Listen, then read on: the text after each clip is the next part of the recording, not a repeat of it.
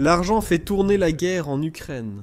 La Russie en est bien consciente. C'est pourquoi elle a déployé tant d'efforts pour constituer une flotte fantôme qui permet à l'argent du pétrole de continuer à affluer dans le pays. Même si l'Occident accable la Russie de sanctions, il y a pourtant une manne financière que la Russie convoite, mais qu'elle ne peut pas obtenir. Les avoirs russes gelés sont détenus par les pays qui ont sanctionné la Russie. Actuellement, ces avoirs sont dans les limbes. Ils ne sont pas rendus à la Russie, mais leurs détenteurs ne se sont pas non plus engagés à les donner à l'Ukraine. Ces avoirs pourraient changer la guerre en Ukraine à jamais. La prochaine décision de l'Allemagne portera un préjudice irréversible à la Russie, en raison d'une somme que la Russie réclame. Le 17 septembre, Bloomberg a signalé un mouvement pour élargir l'usage des avoirs gelés.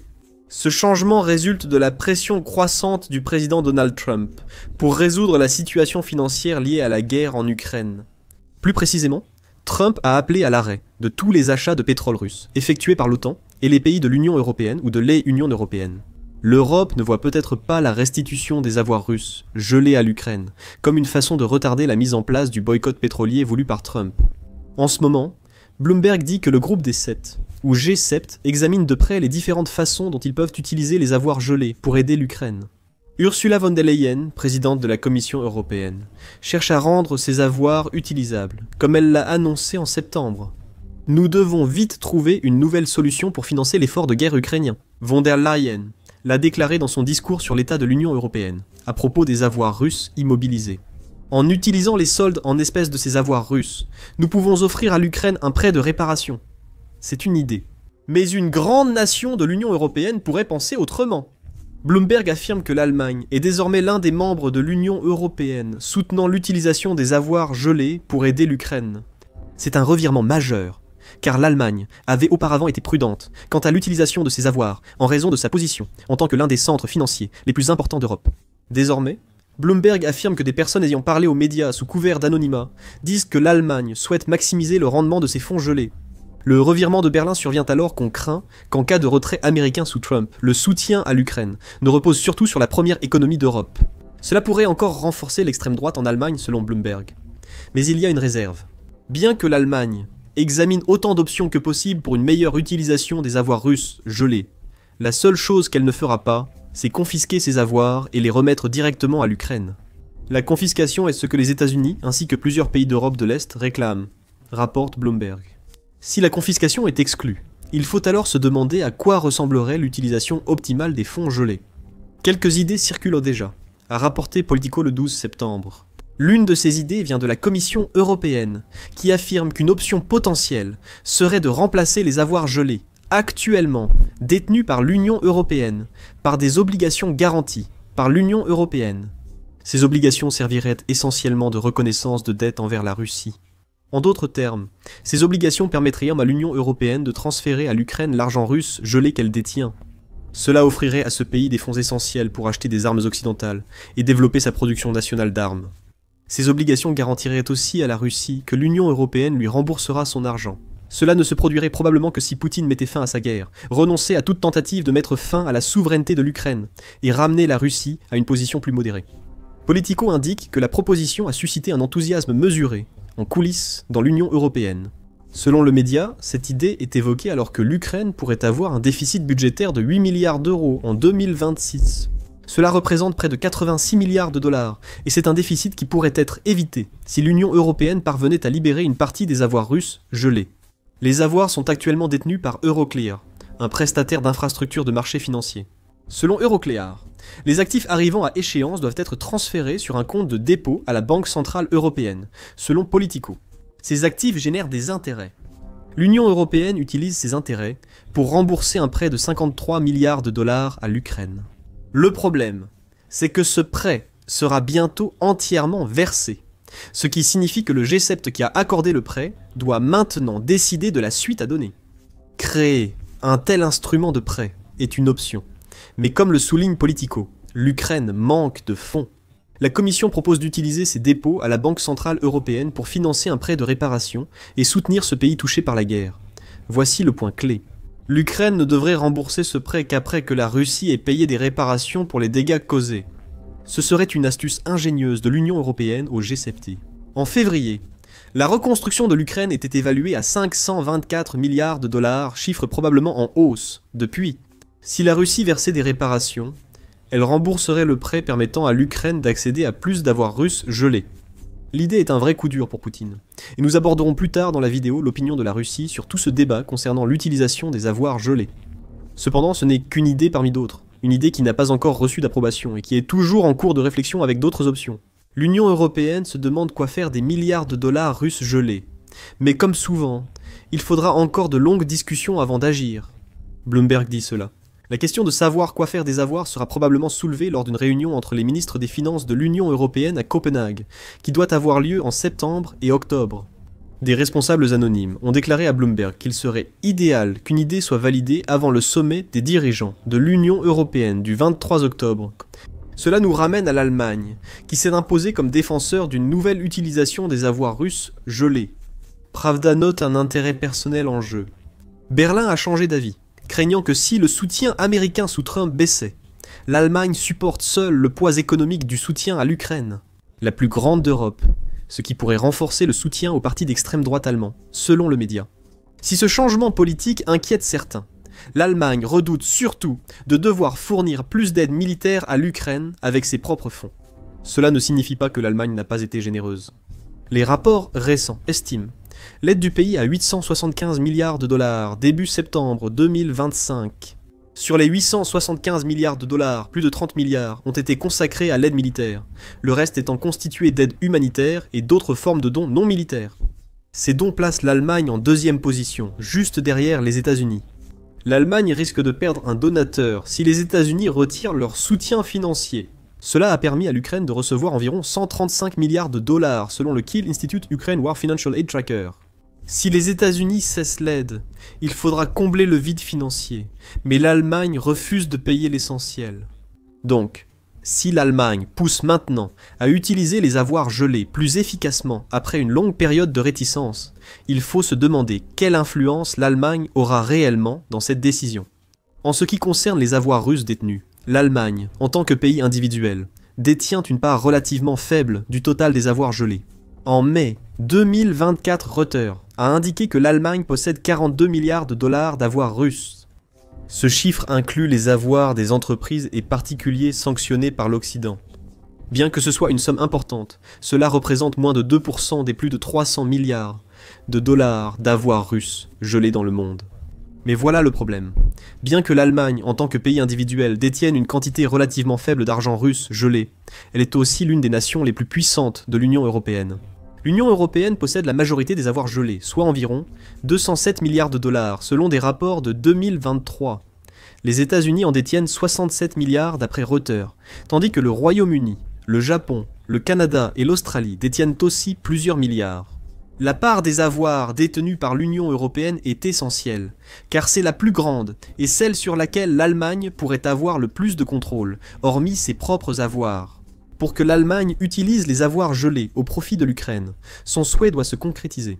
Le pays pourrait devoir s'appuyer sur son rôle prépondérant au sein de l'Union européenne, comme levier pour libérer autant que possible des 207 milliards de dollars détenus collectivement. Elle pourrait le faire. L'Allemagne est l'un des pays les plus puissants de l'Union européenne. Elle a cofondé la Communauté européenne du charbon et de l'acier, précurseur de l'Union européenne actuelle. L'Allemagne est le pays le plus peuplé et la plus grande économie de l'Union européenne. Actuellement, 96 hommes politiques allemands siègent au Parlement européen, soit plus de 10% des 720 sièges autorisés. L'Allemagne est aussi le principal contributeur net au fonds de l'Union européenne. Ursula von der Leyen, présidente de la Commission européenne mentionnée plus tôt, est allemande. C'est beaucoup de leviers que l'Allemagne peut utiliser pour obtenir ce qu'elle veut, si elle décide de pousser fortement l'Union européenne à débloquer les 200 milliards de dollars qu'elle détient en actifs russes gelés, même si ce n'est que dans le cadre d'un nouveau mécanisme qui techniquement ne remet pas simplement ses actifs à l'Ukraine. Les États-Unis et le Canada pourraient aussi agir si l'Union européenne utilise mieux les avoirs gelés. En avril, le Conseil de l'Atlantique a révélé que les États-Unis et le Canada ont proposé des lois pour confisquer les avoirs gelés détenus par leur gouvernement. Selon certains rapports, il y a également des voix aux États-Unis qui réclament que tout l'argent soit remis à l'Ukraine. Une lettre du 21 mars, signée par plusieurs sénateurs américains, a demandé à Marco Rubio de transférer ses fonds à l'Ukraine. Les États-Unis pourraient agir si l'Union européenne intervient. L'Allemagne pourrait s'appuyer sur cet argument et son influence dans l'Union européenne pour obtenir gain de cause. Lorsqu'il s'agit de fournir à l'Ukraine une plus grande part des plus de 200 milliards de dollars d'actifs gelés que détient le collectif. Vous vous demandez sans doute, pourquoi ces actifs russes ne sont-ils pas simplement donnés à l'Ukraine ? L'Allemagne et l'Union européenne ne craignent sûrement pas d'irriter un pays déjà si agressif envers eux. Pourquoi ne sont-ils pas déjà utilisés ? En fait, ils le sont. Comme indiqué plus tôt, le G7 a déjà un programme permettant de prêter de l'argent à l'Ukraine en utilisant les actifs russes. Ce prêt, conclu en juin 2024, prévoit que le G7 verse environ 3 milliards d'euros par an à l'Ukraine. C'est le montant des intérêts annuels produits par les avoirs russes gelés. Très bien. Comme mentionné plus tôt, l'Ukraine aura un déficit budgétaire en 2020 et 3 milliards d'euros, bien que utiles, ne suffisent pas à le combler. Des membres de l'Union européenne proposent d'investir les avoirs dans des placements plus risqués pour obtenir de meilleurs rendements. Bien sûr, plus de risques s'accompagnent de la possibilité de perte. Cela éliminerait certains avoirs, provoquant la colère de la Russie et réduisant les gains générés s'ils sont investis plus prudemment.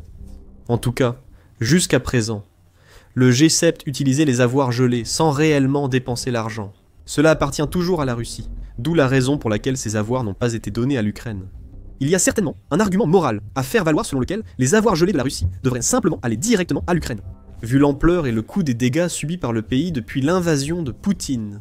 L'Ukraine pourrait certainement faire bon usage de cet argent, en particulier pour son industrie de défense nationale, qui, selon elle, pourrait être massivement accélérée avec une injection de 30 milliards de dollars.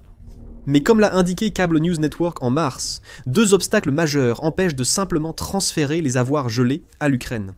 Une telle mesure créerait un dangereux précédent économique qui pourrait nuire à l'Europe. Si l'Union européenne établit une norme consistant à saisir les avoirs gelés des pays avec lesquels elle est en désaccord, tout investisseur étranger souhaitant constituer des réserves en euros devra y réfléchir sérieusement. Regardez la Chine par exemple. Cable News Network note que la Chine est déjà consciente qu'elle ferait probablement face à des sanctions de l'Union européenne si elle choisissait d'envahir Taïwan, ce que beaucoup pensent qu'elle se prépare à faire dans les prochaines années. Si ces sanctions incluent la restitution par l'Union européenne des avoirs chinois gelés à Taïwan. La Chine risque de retirer rapidement ses investissements du continent et de ne plus y investir à l'avenir. En résumé, l'Europe veut préserver le statut de réserve de l'euro. Il faut surmonter cet obstacle économique pour restituer tout ou partie des avoirs russes gelés à l'Ukraine. Et cela exigerait que l'Union européenne décide collectivement qu'elle est prête à accepter les conséquences économiques de cette action. Cependant, même si l'on retire ce potentiel contre-coup économique de l'équation, rien ne change le fait que les avoirs gelés appartiennent toujours à la Russie. La saisie possible de ces avoirs ne change rien. Cela signifie qu'il y a aussi un obstacle juridique à franchir pour transférer ces avoirs à l'Ukraine. Cable News Network note que l'immunité des avoirs d'un État à l'étranger contre la saisie est un aspect clé du droit international. Le Spectateur précise que la Russie contesterait sûrement une telle saisie devant les tribunaux internationaux. Ce qui signifie que l'Union européenne, les États-Unis, l'Allemagne et tous ceux qui décideraient de procéder à une saisie devraient trouver une défense. Même avec une défense adéquate, les avoirs russes resteront sans doute gelés tant que l'affaire contre la Russie se poursuit. Rien n'empêchera Poutine de faire traîner cette affaire pendant des années, rendant essentiellement la décision de saisir les avoirs inutile. Il n'y a que 2 moyens de contourner ce deuxième obstacle. Chaque détenteur d'actifs russes gelés devrait soit enfreindre le droit international, soit la loi devrait être modifiée pour autoriser la saisie des avoirs dans des cas extrêmes. Donc, ce n'est pas aussi simple que de donner l'argent russe à l'Ukraine. C'est pourquoi l'Allemagne veut explorer des alternatives comme le mécanisme de IOU évoqué plus tôt. Cela garantirait à l'Ukraine plus de 3 milliards d'euros par an issus des avoirs russes, sans que ces fonds ne soient simplement restitués. Ensuite, il y a ce que la Russie pense de tout cela. En février dernier, lorsque les négociations de cessez-le-feu commençaient à peine, et que l'on discutait de ce que l'Ukraine et la Russie pourraient céder l'une à l'autre. Des sources ont dit à Reuters que la Russie pourrait céder ses avoirs gelés. Cela ne se ferait qu'à condition que l'argent soit dépensé dans les zones occupées par la Russie. Il est bien connu que la cession de ce territoire par l'Ukraine à la Russie fait partie de l'accord de paix voulu par Vladimir Poutine. Donc, il ne s'agirait pas de la Russie donnant 300 milliards de dollars à l'Ukraine, mais de la Russie s'appropriant cet argent pour elle-même, afin de reconstruire les parties de l'Ukraine qu'elle a détruites et qu'elle contrôle désormais. Sans surprise, cette idée n'a mené nulle part. Et la Russie est bien plus combative maintenant qu'elle a appris que l'Allemagne cherche un meilleur moyen de faire en sorte que les avoirs gelés puissent bénéficier à l'Ukraine. Le Times of India nous a rapporté le 15 septembre que la Russie met déjà en garde l'Europe contre toute tentative de saisir ses avoirs au profit de l'Ukraine. Ce qui, nous devons le supposer, signifie qu'elle n'est pas très satisfaite du concept d'IOU qui circule actuellement au sein de l'Union européenne. Le porte-parole du Kremlin, Dmitri Medvedev, a déjà commencé à lancer des menaces après avoir entendu parler du concept de prêt de réparation, déclarant « Si cela se produit, la Russie poursuivra les États de l'Union européenne, ainsi que les dégénérés européens de Bruxelles, et certains pays individuels de l'Union européenne, qui a tenté de saisir nos biens jusqu'à la fin du siècle. Cela impliquerait de passer par tous les tribunaux pour récupérer l'argent, comme nous l'avons suggéré. » Parce que pour la Russie, une telle action équivaudrait à un vol, et sur une base purement juridique, la Russie aurait raison. Du moins si les avoirs sont simplement remis à l'Ukraine. Cependant, selon le mécanisme de prêt proposé, la situation pourrait changer, bien que la Russie ne soit pas d'accord. Cependant, si l'Allemagne, et par extension l'Union européenne, peuvent avancer un argument juridique selon lequel un prêt de réparation ne constitue pas une saisie directe, l'Ukraine pourrait avoir de la chance. Pour l'instant, l'Ukraine doit attendre. Ce type de prêt unique a été évoqué. Les ministres des Finances de l'Union européenne en discuteront en septembre et octobre. Et l'Allemagne, qui est la puissance dominante de l'Union européenne, affirme qu'elle souhaite trouver un moyen d'utiliser les avoirs gelés mieux qu'elle ne le fait déjà. La Russie risque de perdre définitivement, mais elle luttera farouchement pour l'éviter, peu importe les propositions de l'Allemagne, du G7 et des détenteurs d'avoirs gelés. Pourtant, les avoirs gelés préoccupent probablement peu Vladimir Poutine actuellement. La Pologne vient de gifler le dirigeant russe en exigeant que l'OTAN ferme le ciel ukrainien à la Russie. Découvrez-en plus sur cette décision dans notre vidéo. Et si vous avez apprécié cette vidéo, n'oubliez pas de vous abonner à The Military Show pour plus de mises à jour sur tout ce qui concerne les avoirs gelés de la Russie. Et merci, comme toujours, de nous avoir regardés.